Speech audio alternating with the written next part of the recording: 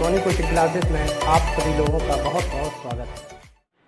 Friends, आज के main topic हैं पीपीएम, अंश प्रति मिलियन। सेकंड है नॉर्मलता एवं मूलरता में संबंध, और अंतिम है मूल प्रभाज्य। तो आज हम इन तीनों टॉपिक पर डिस्कशन करेंगे। तो सबसे पहले बात करते हैं पीपीएम, पार्ट्स पर मिलियन, यानी अंश प्रति मिलियन।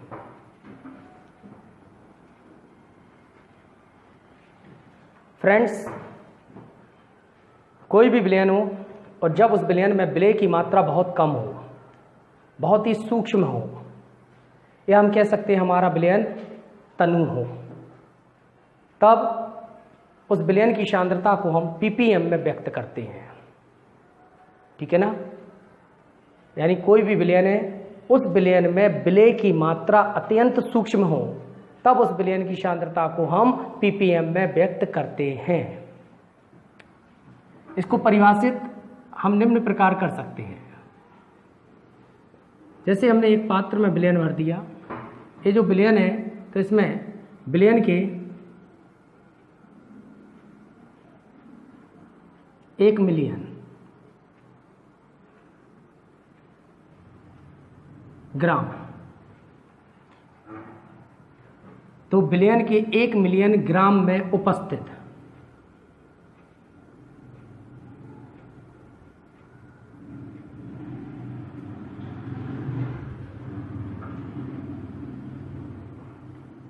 विलय के या विलय की ग्राम में मात्रा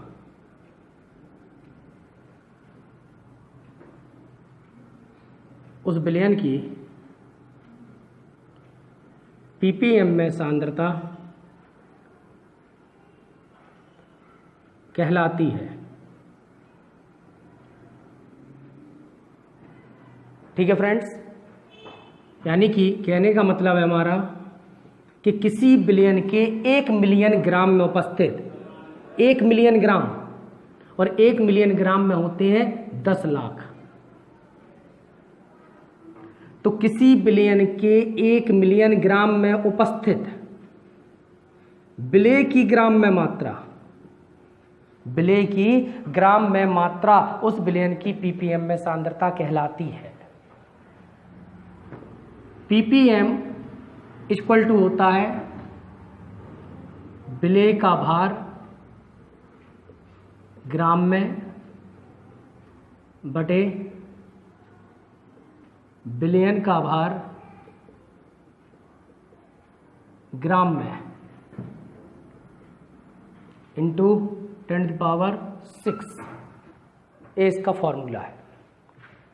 मान लीजिए नमक, जिसे NaCl कहते हैं, NaCl विलयन की सांद्रता 10 ग्राम है।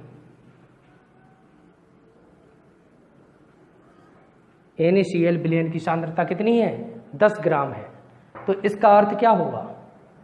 इसका अर्थ यह है कि 1 मिलियन ग्राम में 10 ग्राम NaCl घुला है। 1 मिलियन विलयन, यानी कि 1 मिलियन ग्राम विलयन में 10 ग्राम NaCl घुला हुआ है। कंफर्म? फ्रेंड्स, बात करते हैं नॉर्मलता और मूलरता में संबंध। इसके पहले वीडियो में हम नॉर्मलता और मूलरता को परिभाषित कर चुके हैं। फिर भी यहाँ नॉर्मलता को एक बार परिभाषित करते हैं कि ग्राम तुल्यांक प्रति लीटर सांद्रता को विलयन की नॉर्मलता कहते हैं। इसे कैपिटल N से प्रदर्शित करते हैं। जबकि मूलरता को, मोल प्रति लीटर सांद्रता को विलयन की मूलरता कहते हैं। इसे कैपिटल M से प्रदर्शित करते हैं। अब इन्हीं दोनों में हमें संबंध देखना है, तो हम देखते हैं संबंध दोनों में। तो नॉर्मलता N बराबर फॉर्मूला होता है W into 1000 upon E into V। यह समीकरण 1।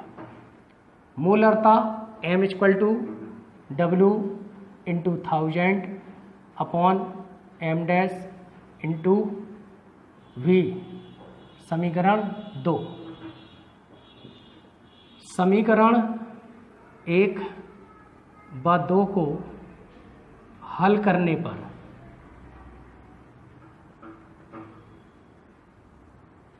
तो देखते हैं n/m = W × 1000 upon E × V upon W × 1000 upon m dash × V। इनका पक्षांतर कर देते हैं। n/m = W × 1000 × m dash × V upon W × 1000 × E × V। तो इसमें से जो कट हो रहे हैं उन्हें कट कर देते हैं और जो शेष बच रहे हैं उन्हें लिख देते हैं।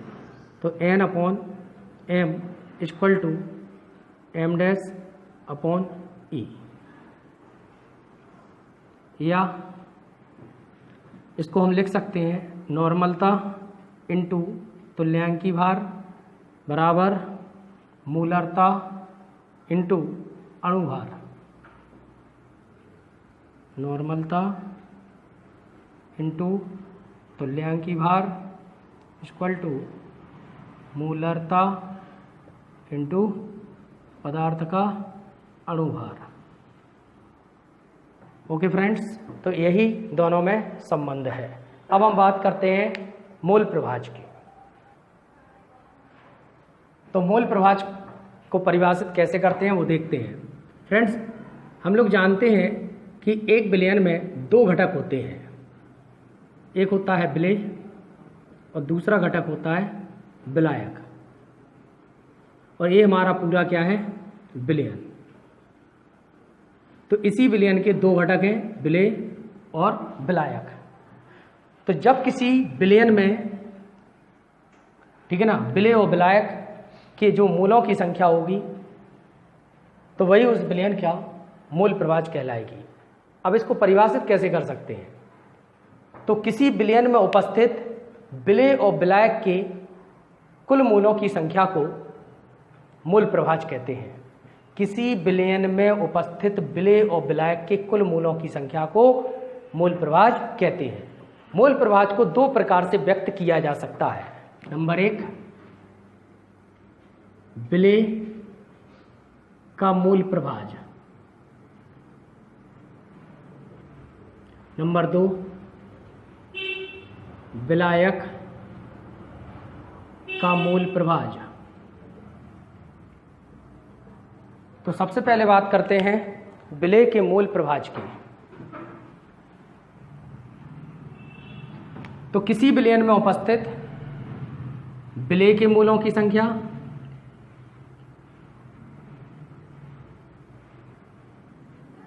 और कुल मूलों की संख्या के अनुपात को विलेय का मूल प्रभाज कहते हैं। विलेय के मूलों की संख्या और कुल मूलों की संख्या के अनुपात को विलेय का मूल प्रभाज कहते हैं।